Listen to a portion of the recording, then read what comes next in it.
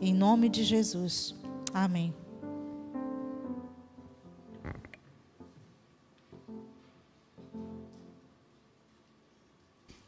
Boa noite, irmãos. Graça e paz da parte de Jesus, amém? Estamos num número bem expressivo, né? Apesar da chuva, achei que isso ia afugentar o povo da igreja hoje, mas que bom que você está aqui, que bom que você veio. E a gente hoje começa uma conversa sobre as parábolas de Jesus e também é uma noite de Santa Ceia. E eu queria convidar você para irmos para o Evangelho de Lucas, no capítulo de número 18. Por favor, Lucas 18.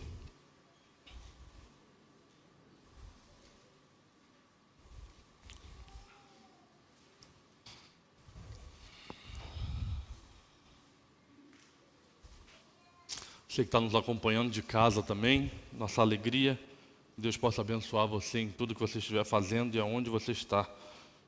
Muito bem. Veja se tem alguém perto de você sem a Bíblia, para que essa pessoa possa acompanhar a leitura do texto junto com você. Permaneça com a sua Bíblia aberta, por gentileza.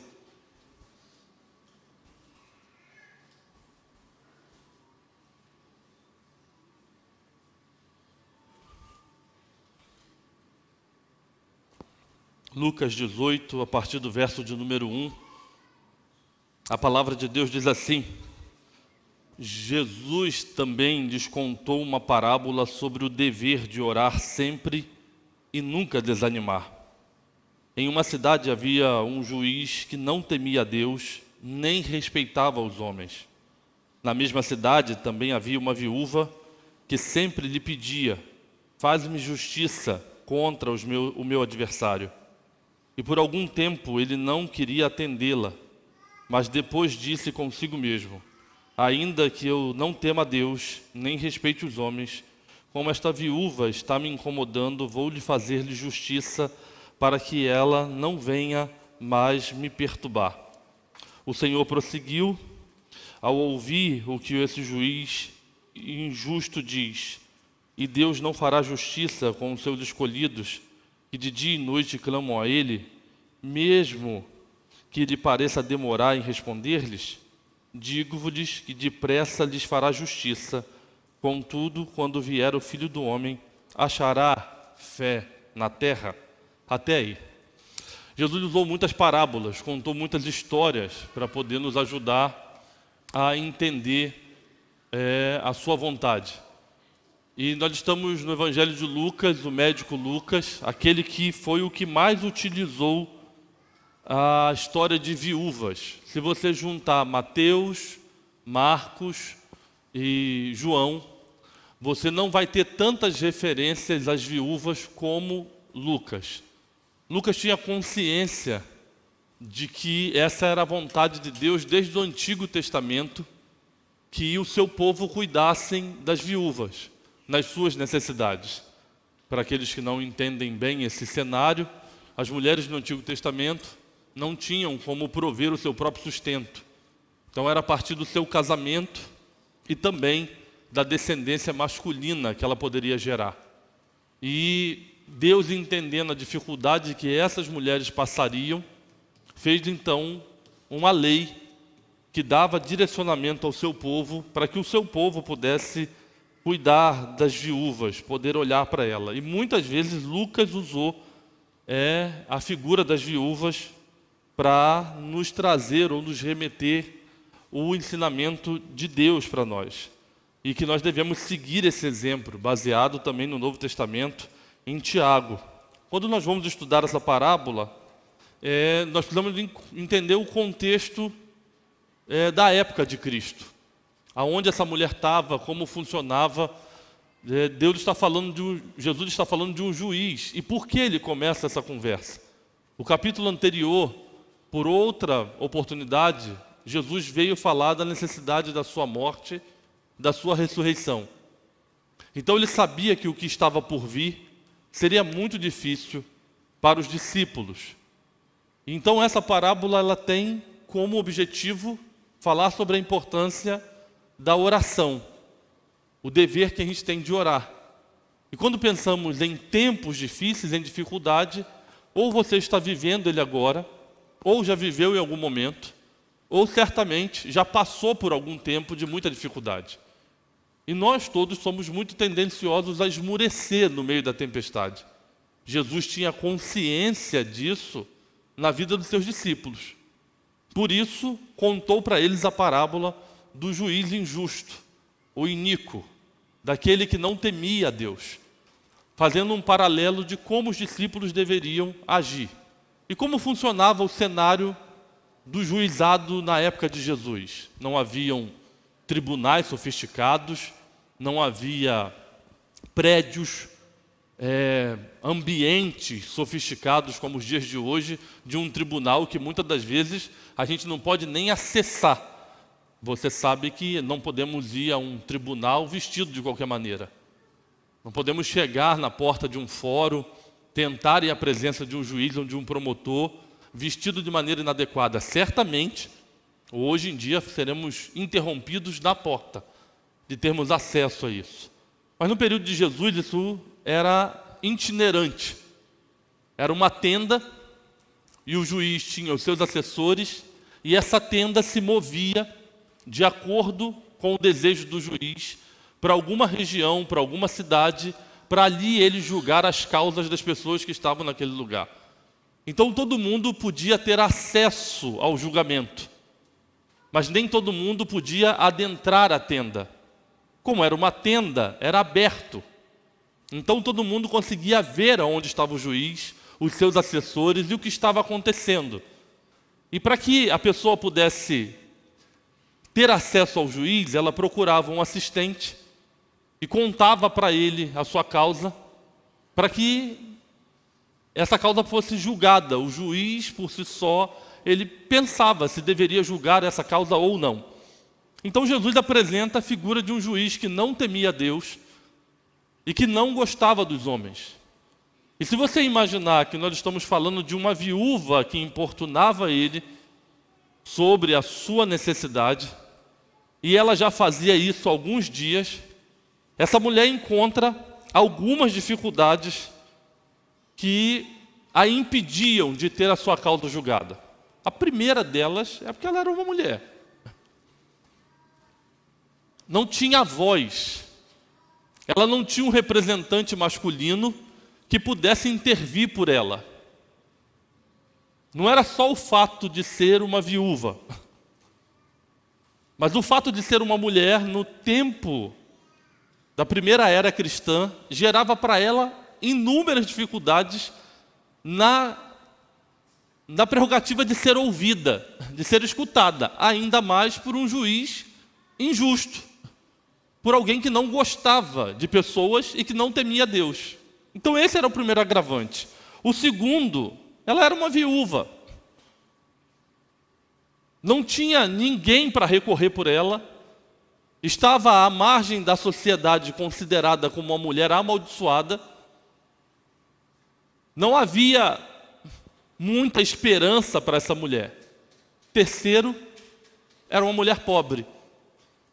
Não tinha nem a condição de subornar um assistente ou de pagar uma propina para poder ter a sua causa julgada. Ela encontrava 3 barreiras que eram muito difíceis para ela na tentativa dessa relação com o juiz. Então você há de convir que ela está numa situação bem delicada. Mas será que de fato a comparação que Jesus está usando aqui é da nossa figura como essa mulher? É da figura dele como esse juiz? É de usarmos das nossas súplicas, orações, como vãs repetições? Que paralelo é esse? O que Jesus está querendo mostrar através dessa parábola para o seu povo? Quando a gente tem essa compreensão do contexto geral em que Cristo está inserido e o que Ele está querendo comunicar aos seus discípulos, comunicar a nós, irmãos. Comunicar a nós. Muitas das vezes as pessoas estão nos vendo no momento da nossa vida e estão imaginando que estamos vivendo muito bem. Às vezes nos escondemos atrás de roupas, de maquiagens, disfarçamos a dor do nosso coração, tentamos de alguma forma não transparecer as lutas que estamos enfrentando internamente. Talvez você está sentado do lado de alguém que está vivendo um momento muito difícil da sua vida, que está passando por grande dificuldade, mas aparentemente você não consegue enxergar, você não consegue perceber. E as parábolas nos ajudam a entender, porque Jesus estava comunicando um propósito aos seus discípulos, tentando ajudá-los a entender o que eles enfrentariam, e conta a ele histórias que ajudariam eles a ter uma compreensão de quem é Cristo, de quem é Deus, do que ele significava para os discípulos e significa para nós hoje, irmãos. E o texto aqui, ele não é comparativo, ele é contraditório, ele é reverso na figura de cada personagem. E por isso que a gente olhando aí para o verso de número 1, por favor, olha. Lucas começa o texto dizendo assim: Jesus também lhes contou uma parábola sobre o dever de orar e nunca esmorecer. Talvez diante de outras parábolas bíblicas que a explicação ou a aplicação do texto vem depois da história contada, o médico Lucas já informa sobre o que Jesus quer ensinar. Ele já traz a informação antes, porque há outras parábolas bíblicas que você vai ler e que depois Jesus com os seus discípulos explica a parábola. Nessa, Lucas já dá informação do que Jesus vai ensinar. E você já começa a ver o contraste do ensinamento da parábola no início. Porque esse é o primeiro contraste, o orar e o esmorecer. É simples. Se não orarmos, irmãos, vamos desanimar. O termo aqui, esmorecer, descreve um cristão que perde o ânimo e fica desalentado a ponto de desejar desistir. É como se fosse alguém que estivesse próximo de um desmaio. O sentido do esmorecer é alguém que está ficando totalmente sem esperança, que está ficando totalmente desacreditado. E Lucas, então, ele faz um paralelo dizendo, olha, Jesus então decidiu contar uma história. E essa história é sobre o dever de nós cristãos com a oração, do compromisso que precisamos ter com a oração, porque sem a oração nós vamos entrar nesse estado de desânimo, de desmaio. E não é assustador você imaginar que nos dias de hoje muitas pessoas passam justamente por fases como essa. Elas creem em Jesus, elas acreditam em Deus, elas têm a consciência clara de quem Ele é, não há dúvida da existência dele, mas que diante das dificuldades, diante das lutas, essas pessoas começam então a esmurecer, a desanimar. Imagina que a conversa anterior é uma conversa indigesta. Jesus volta a falar com seus discípulos da necessidade de que ele deveria sofrer, de que ele iria morrer, de que ele tinha um propósito a cumprir. E aí você imagina esses homens que estão andando com Cristo, vendo tudo que ele estava fazendo, curando enfermos, realizando milagres, falando de uma forma diferente de tudo que eles já ouviram, trazendo sentido para a vida daqueles homens. Mas o mesmo Deus que nos chamou, que nos comissionou, que se revelou a nós como Senhor e Salvador, conhece o nosso coração e sabe que muitas vezes, diante de algumas lutas, nós ficamos tendenciosos a esmorecer. Nós ficamos tendenciosos a desanimar. Nós deixamos de entregar a Deus, talvez em muitos momentos, anseios do nosso coração, porque talvez já pedimos tanto, já falamos tanto, já oramos tanto, e que as coisas não acontecem, e a gente vai se entregando. O primeiro contraste que a parábola vem nos ensinar é que a ausência da oração irá nos conduzir a um estado de desânimo, de distanciamento, de frieza.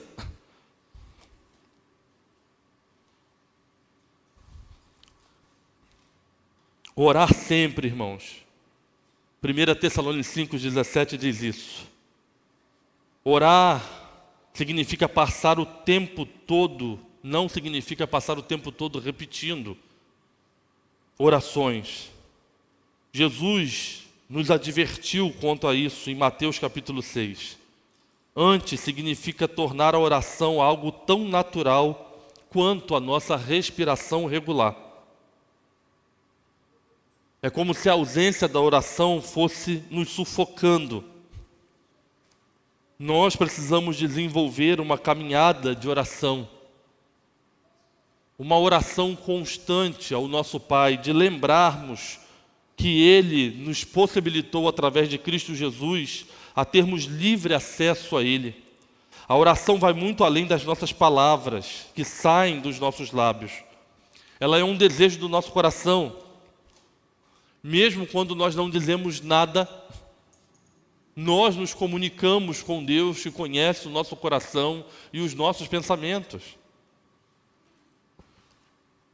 Agora, a vida cristã sem oração vai gerar desânimo, vai gerar esfriamento, nos tornaremos pessoas céticas.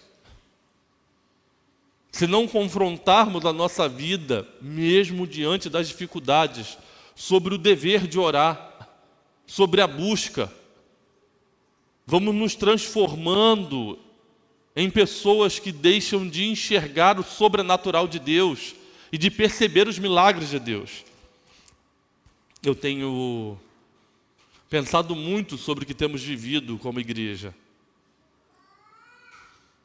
E às vezes eu fico extremamente preocupado, porque entramos num período de termos que fazer coisas com excelência, não mais como um fator de gratidão a Deus, mas como uma resposta a alguém. Então estamos como igreja tentando melhorar o tempo inteiro. Para você que talvez não está envolvido dentro de tudo que acontece dentro de uma igreja, nós entramos num domingo, numa quarta, sobre a tensão se tudo que nós programamos vai acontecer do jeito que a gente acredita que é o certo. Vivemos com a preocupação de detalhes, seja de uma filmagem, de um funcionamento de uma tela, sobre a mesa de uma ceia. E muitas das vezes começamos a dar mais importância à performance do que à espiritualidade. No anseio de atrairmos mais consumidores, de termos lugares mais confortáveis, estruturas mais preparadas, que são legítimas, têm o seu valor, mas que não pode sobrepor a nossa espiritualidade. Não pode nos fazer perder o sentido de que entramos num lugar de adoração e de oração. Não podemos viver, talvez, sobre o pêndulo de que a nossa espiritualidade só irá se manifestar quando as coisas começarem a se tornar muito difíceis para nós. Mas parece que o anseio do povo de Deus, que a nossa busca, se tornou cada dia, ou tem se tornado cada dia mais fria, mais racional, e não tanto espiritual. Os nossos ambientes coletivos menos frequentados são os de oração. E que talvez só vamos inclinar nessa direção, não é pelo fato de entendermos o quanto a oração é essencial para a nossa vida, mas por não acreditarmos mais que Deus está nos ouvindo. Aí vamos à casa de Deus, a um povo de Deus para pedir a alguém que ore por nós. Porque já estamos esmurecendo na nossa fé, já estamos desanimando na nossa caminhada, já estamos permitindo que as lutas nos afrontem, e estamos perdendo o sentido da nossa espiritualidade, da nossa relação com Deus. Talvez você que está aqui, ou que está em casa, ou que vai ouvir essa mensagem depois, esteja vivendo com um pensamento de que você está diante de um Deus injusto, como esse juiz. De que você está diante de um Deus que parece que ouve as orações das pessoas que estão à sua volta, mas não escuta as suas orações. Você está esmurecendo. E o primeiro contraste da parábola é esse. A oração nos tira do ambiente de desânimo. A oração nos põe no lugar de esperança. E por mais que hajam dias difíceis, como seriam para os discípulos, Jesus então decide contar uma história. Jesus decide ensinar aos discípulos a respeito de uma mulher que foi por muitas vezes atrás de um juiz injusto, incrédulo, e que pela sua persistência conseguiu ter a sua causa atendida. Por muito importuná-lo, conseguiu obter dele o que ela desejava. E Jesus então começa a mostrar, nesse paradoxo, nesse paralelo, como nós devemos viver. E um caminho é para não cairmos no desânimo, para não esmurecermos. A resposta que eu e você precisamos é orar. Porque o segundo contraste que Cristo nos mostra nesse texto está nos versos de 2 a 5. Por favor, volte seus olhos para lá. Versículos.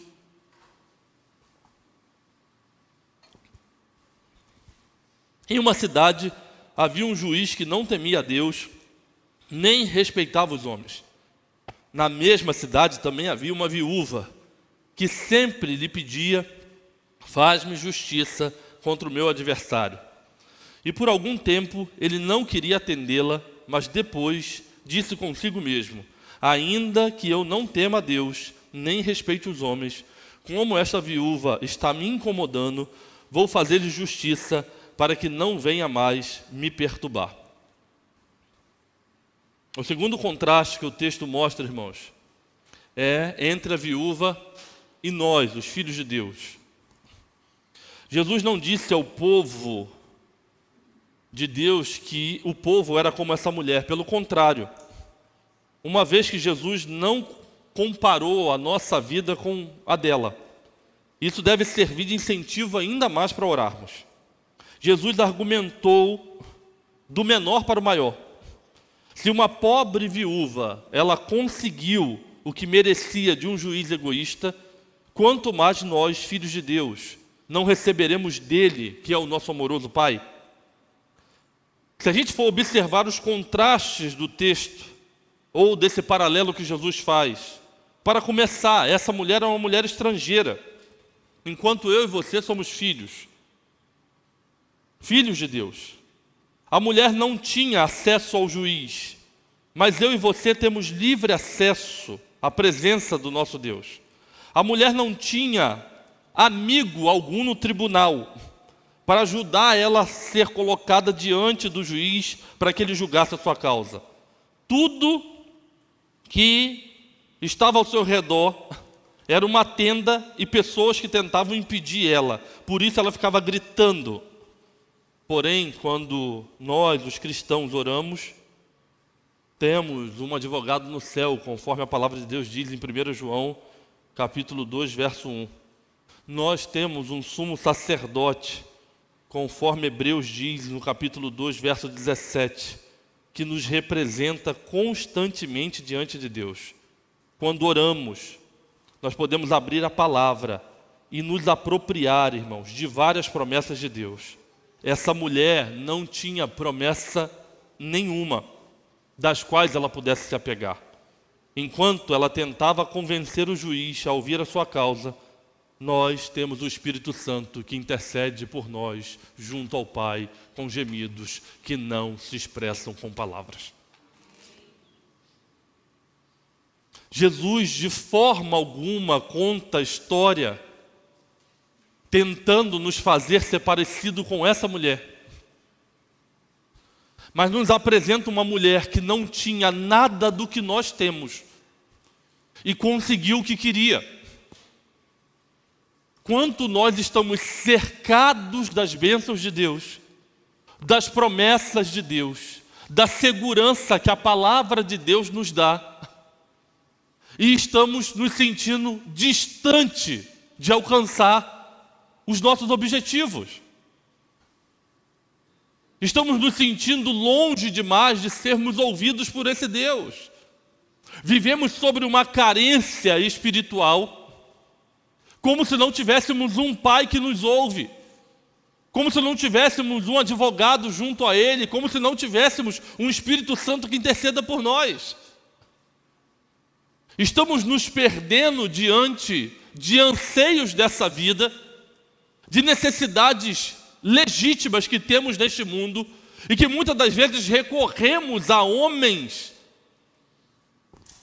falíveis, injustos, infiéis, na tentativa de sermos atendidos por Ele, e às vezes acreditamos mais de que essas pessoas nos trarão respostas de paz do que o Deus a quem servimos. O contraste que o texto apresenta é que, diferente dessa mulher, nós somos filhos. Nós temos um Pai que nos ouve, que nos escuta, que podemos apresentar diante dele as nossas queixas, que podemos rogar a Ele ao nosso favor, pedirmos a Ele que possa nos levar a chegar ao teu trono de graça. Ela suplicou, irmãos, em meio à sua pobreza, enquanto nós temos à disposição toda a riqueza de Deus para suprir as nossas necessidades. Não restam dúvidas, se não oramos, a nossa situação espiritual torna-se igual à dessa viúva pobre, e isso deve servir de estímulos para orarmos ainda mais. Se o paralelo do que Lucas está relatando, que Jesus contou aos seus discípulos, é de que uma mulher que não era filha, era uma escrava, que não tinha o que oferecer, que não tinha a quem pedir ajuda, conseguiu alcançar o que ela almejava, quanto mais eu e você, como filhos de Deus. Mas se a gente não buscar a Deus em oração, se não exercitarmos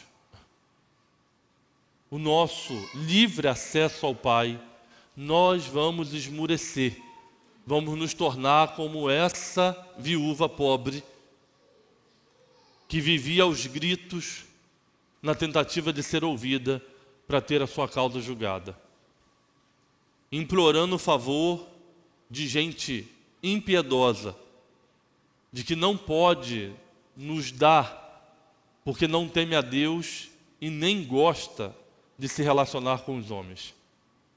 Por isso precisamos nos voltar para esse acesso que Deus nos deu a Ele através do sacrifício de Jesus, para termos uma vida de oração, para lembrar que podemos conversar com Ele e transformar a oração em um hábito constante, para que os nossos anseios sejam lançados diante de Deus e no tempo oportuno nós possamos ter as respostas.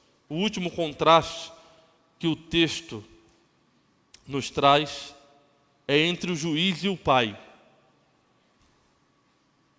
É fundamental lembrar que Jesus utiliza contraste, pois de um lado se conclui que é preciso argumentar com Deus e suborná-lo para que Ele responda às nossas orações.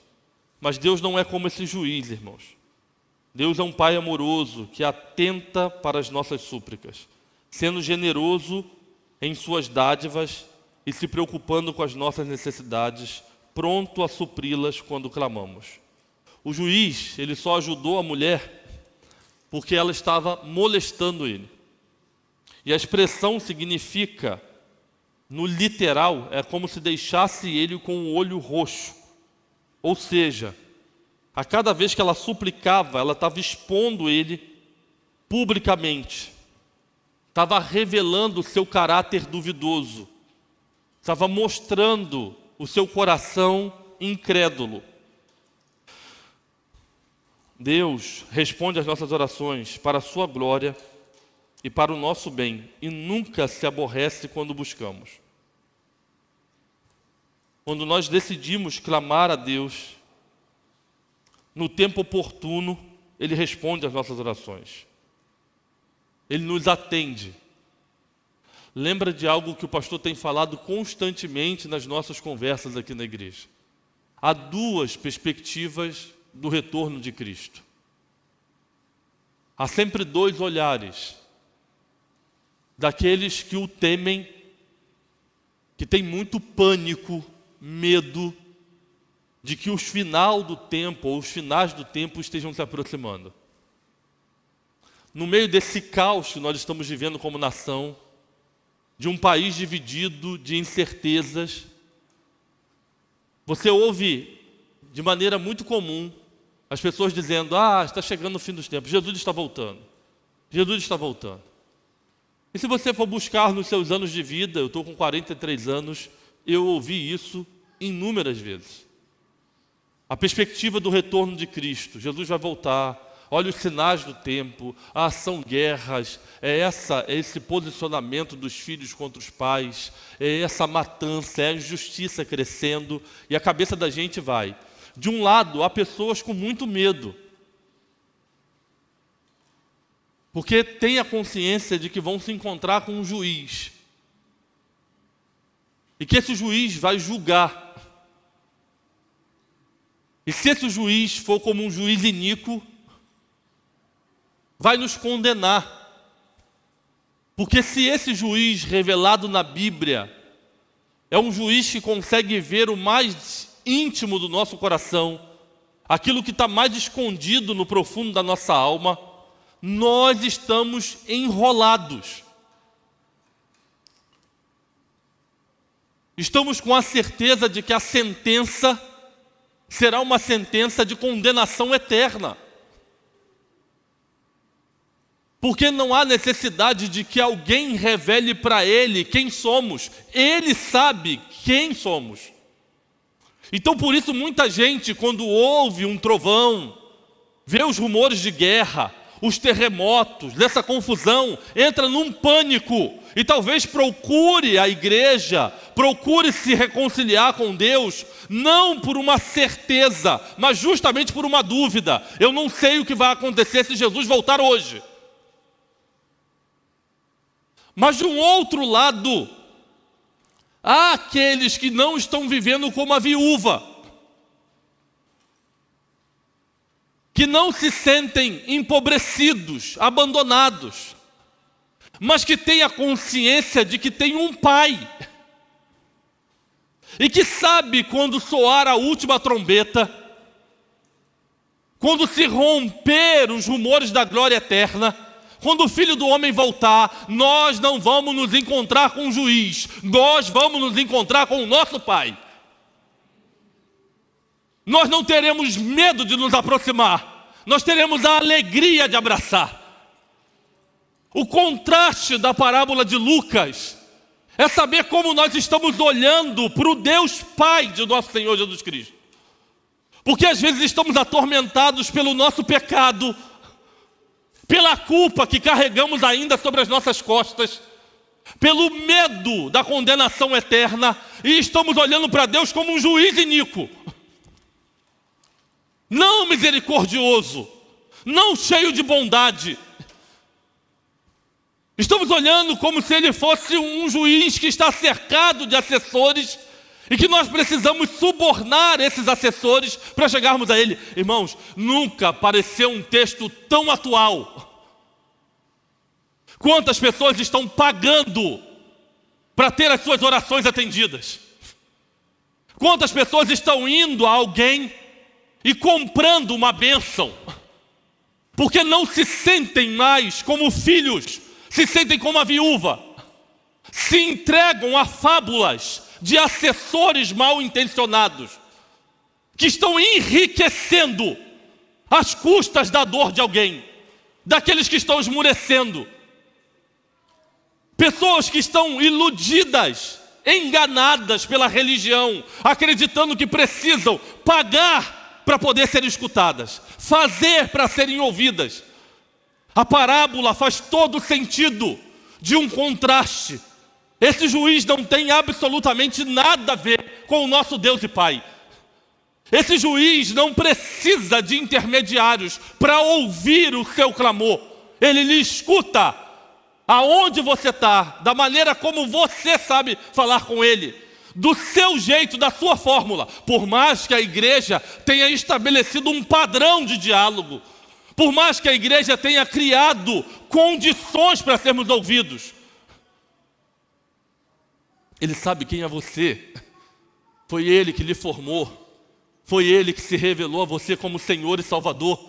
Foi ele que entregou a vida dele no Calvário para remir os seus pecados. Foi ele que rasgou o véu do templo para que você pudesse ter livre acesso ao Pai, sem precisar de assessores, sem precisar mendigar aos pés de homens não tementes a Deus, de homens maus.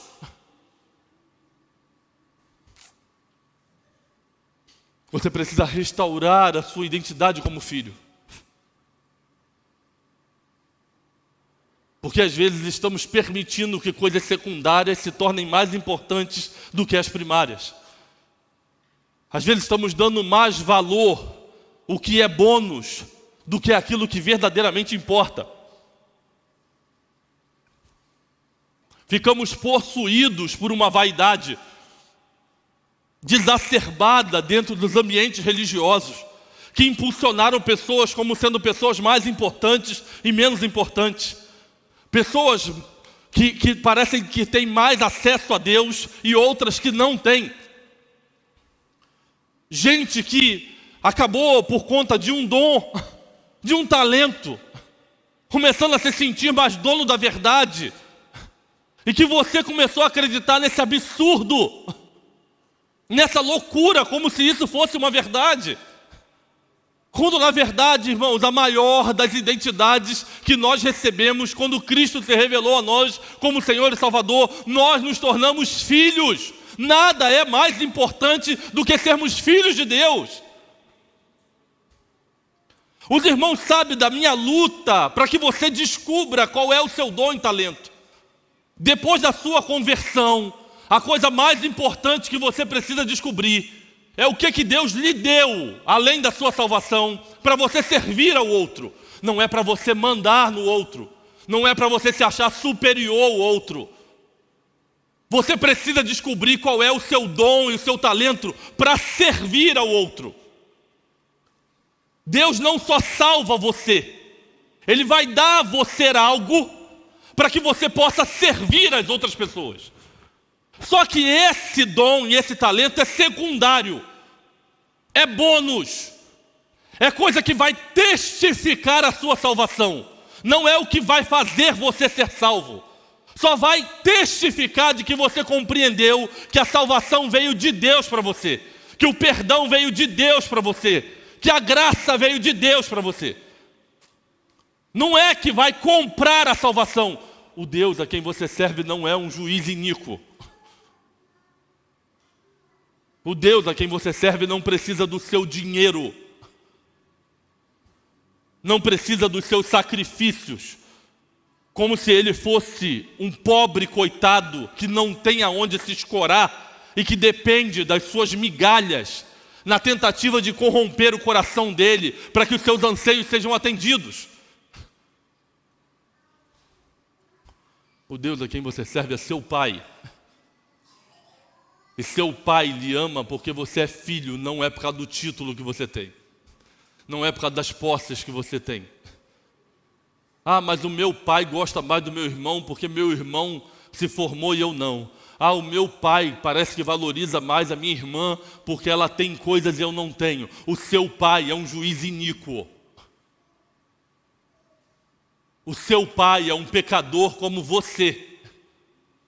Então não ouse comparar o seu Pai com o Deus Pai de nosso Senhor Jesus Cristo.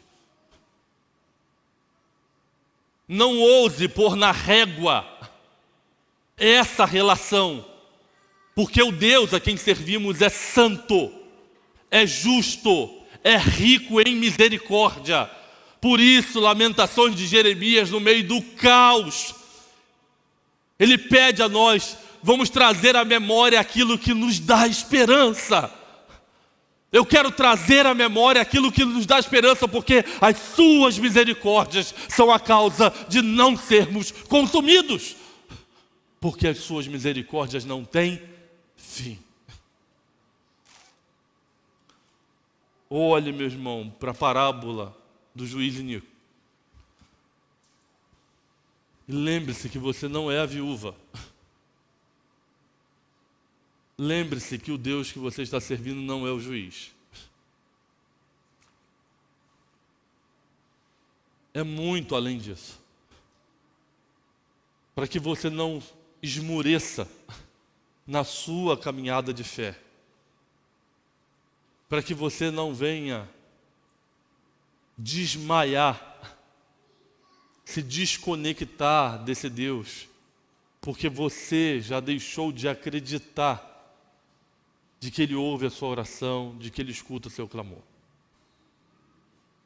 A nossa sensibilidade espiritual, ela será aperfeiçoada a partir do momento em que desenvolvermos mais e mais esse relacionamento com Deus, para que possamos ter a sensibilidade de perceber as suas respostas, para conseguirmos enxergar as portas que Ele abre e que Ele fecha, as oportunidades que Ele concede e a que Ele não vai conceder por ser o nosso Pai e sempre desejar sobre nós o melhor. Porque talvez o nosso esmurecer esteja sendo colocado muito por pedidos mesquinhos, egocêntricos, que não irão contribuir para a nossa relação com Deus. Mas Deus sabe que, se atendido formos, irá nos distanciar dEle. E termos a compreensão, a percepção da resposta que Ele nos traz na Sua palavra, na maneira como se revela a nós, a uns com sonhos, a outros por intermédio de outras pessoas, a outros de maneira audível, que conseguem ouvir a voz de Deus, dando a direção, mostrando o caminho. E mesmo que esse caminho pareça ser contrário ao que você gostaria, melhor saber o caminho contrário dado por Deus do que não saber nada.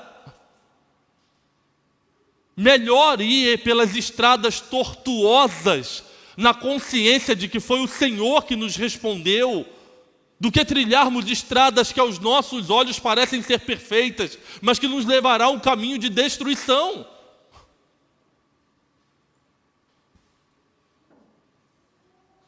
Não deixe de apresentar as suas orações a Deus. Não deixe de buscar o Senhor em oração. Lucas dá o pano de fundo inicialmente da oração. Jesus contou uma história, contou uma parábola sobre o dever de orar, fazendo um contraste de uma mulher que não tinha nada a oferecer, que se apresenta a um homem que não se parece em nada com o nosso Deus, mas que tem a sua causa atendida, para nos mostrar que nós não somos essa viúva, nós somos filhos. Nós temos um Pai que não é injusto, que não é mau, que ama pessoas e provou isso quando deu o Filho dele para morrer em nosso lugar, para que a nossa vida seja uma vida no meio das tempestades da vida, regada pelas lágrimas, pelas súplicas, pelos clamores que apresentamos a um Deus que nos ouve aqui, em nossa casa, em nosso ambiente de trabalho. que não tem assessores intermediando a conversa. Estabeleceu o seu Filho como advogado e pôs em nós o Espírito Santo como mediador da nossa relação com Ele. E que nos abriu um caminho dessa relação, irmãos, para que nós possamos nos deleitar, fazer aquilo que Paulo escreveu aos Filipenses no capítulo 4, lançar diante dele as nossas ansiedades, pela consciência de que Ele tem cuidado de nós.